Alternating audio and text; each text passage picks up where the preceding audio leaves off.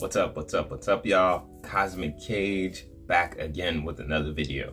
And similar to the last video, we're doing a little continuation of what we did where we included some of the topics that we talked on a different podcast. And it's a continuation of the conversation around identity. You know, your identity is shaped by so many different factors in life, right? Whether it's the people around you, whether it's the stuff you went through life, there's so many different other factors that you might not even be in control of or might not even notice. And this is some of the stuff we're going to talk about in today's podcast. And I think it's very important to circle back around and look at yourself in the mirror and understand who are you at the core and what framed a lot of these things. So sit back, relax, and enjoy the conversation. Do you think who we become is shaped more by our morality, environment, personal interests, survival, and in that process, which parts of our identity do you feel you discovered by yourself versus the parts that you were constructed or chosen for you? It is a mixture of everything, and I think a lot of that comes down to your mindset. Yeah. Because everyone goes through a lot of experiences, but how you react from that experience determines a lot about your path. Whether it's just like, you see how you guys, like every time you've been stopped, you wear Nike Tech. Mm-hmm. Somebody from that experience will be like, I'm not wearing Nike Tech. I'm not dressing like this anymore. I'm willing to shape my image based off of what is happening around me. While somebody else will be like, I'm not doing nothing wrong. I should be able to wear whatever I wear. Mm-hmm. And I think your mindset really determines how your identity grows, because they say your friends, what you consume, you know, how you take things, what you study, what you look at social media, all kind of frames your mindset. And that it frames your identity, right? Are you really yourself, or are you framed by your interactions and the people around you?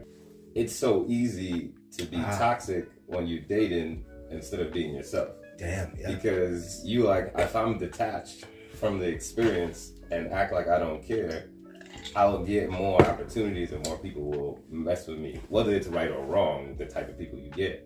Versus if I'm my authentic self, less people will actually rock with me, but the people that rock with me will be better. Mm-hmm. So that's what we talk about. Do I, and we just sort of discuss that a lot. It's do I go into this experience to get the most out of it, or do I just stay myself and just accept what I get? Because that's the same thing happened with me in tattoos, bro. Especially throughout the family. Oh my god, bro! When I first started getting tattoos, they did not like that. I told his mom called me when I got one of my first ones. She called, aired me out 30 minutes just going in on me. And a lot of those experiences could have been I'm not going to get any more. But I'm like, no, I'm going to keep doing it because I like it. And a lot of that came from I like sketching. I like art. So I understood when I grew up a lot of my positive influences. Look, I used to play instruments. I do stuff with music. I played sports. I do fitness. A lot of things I like transition into the stuff I do now. And that's why I like going back and talking to kids. That's why when you told me to go and talk, because I want them to see that you don't have to look a certain way to get where you get there. And then when you go into these schools in the inner cities, it's a lot of people that can't connect to them that try to talk to them. So that's an important point too. It's if you are a people pleaser, right, you can lose your identity a lot. Mm-hmm. Oof. Because you are so built in on that person's experience versus yours, and you're secondary.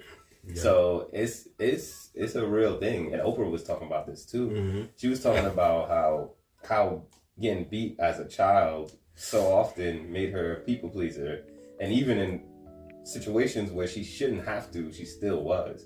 And it was I had to please people because as a kid, you don't have responsibility. It's yo, just sit there. You should not be heard. Just do what you need to do. And don't do no extra. And that made me open my eyes to a lot of stuff, because I'm damn, because I struggled with it a lot growing up. Yeah. And I'm even, it's now that I'm starting to get better at it. And I'm damn, a lot of your trauma you still holding on to. And that comes back to this topic of identity.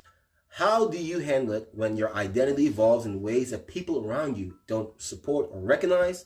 And what's one reflection you want listeners to sit with this week about their own identity? So, how have you handled when people cannot support or recognize your change?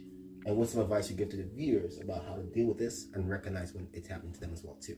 Part of life is evolution. And throughout every aspect of your life, you realize that you're always becoming a better version of yourself. And right now, you're the most self-aware you've ever been in your life. So imagine where you'll be in 5 or 10 years, right? There's always a progression to that. There's always an evolution to what a lot of things meant to you in the beginning versus what it is now. Friendships, when you were 5, when you were 20, when you're in your 30s, what a friendship meant to you changed. And when you understood more what it really meant and what was important to you, that's when you started small, like creating a smaller circle. Right. Because you understood friendship wasn't about the amount of people you have around you, but it's the quality of the people you have around you.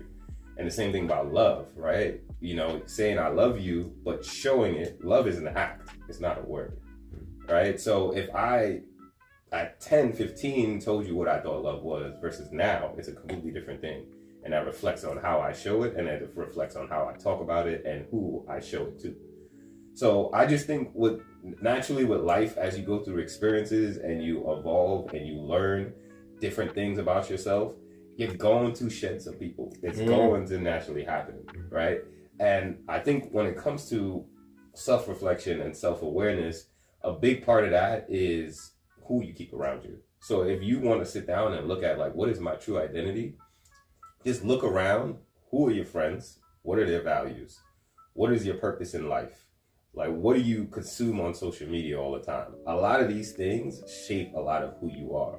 So just be instead of just looking at yourself, and it's hard to be self-aware, look at what you surround yourself with. And I think that will help you a lot at understanding your identity. All right, that was all for today. Hopefully you could take something from these conversations. These are really deep, meaningful conversations that I think everyone needs to have with themselves and with their friends in general. And hopefully you can take something from those experiences and it could help you going forward. But other than that, hope y'all have a great day. Cosmic Cage out.